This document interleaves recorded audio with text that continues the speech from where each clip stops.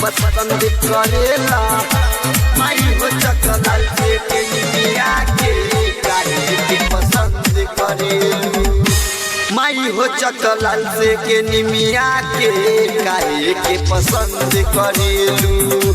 माई हो चकलाल से के निमिया के काहे के पसंद करेलू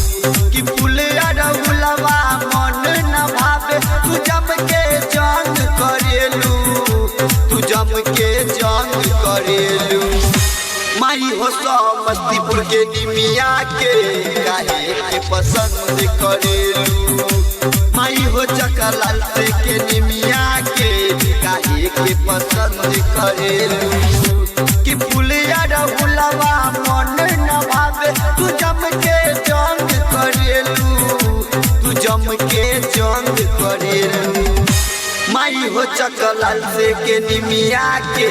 काहे के पसंद करेलू माई हो चकलाल से के निमिया के काहे के पसंद करेलू पसंद करेला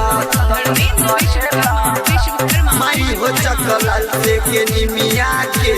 काहे के पसंद करेलू माई हो चकलाल से के निमिया के काहे के पसंद करेलू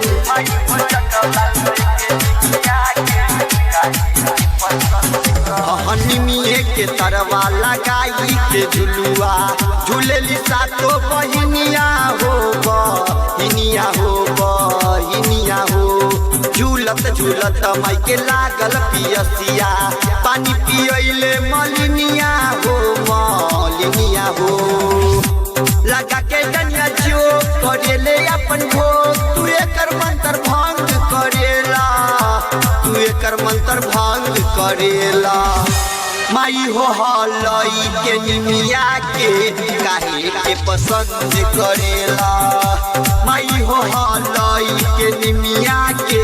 काहे के पसंद करेला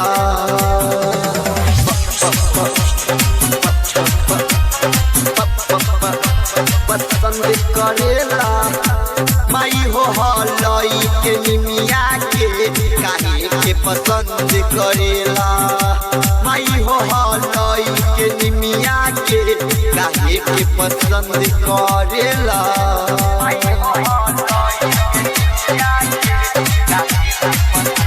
सिर पे सवारी सातो दुलारी ऐ तू गाँव चक लाल से हो चक लाल से हो चक लाल से हो गाँव के लइका भोला बवाली करे पुकारी दिल से हो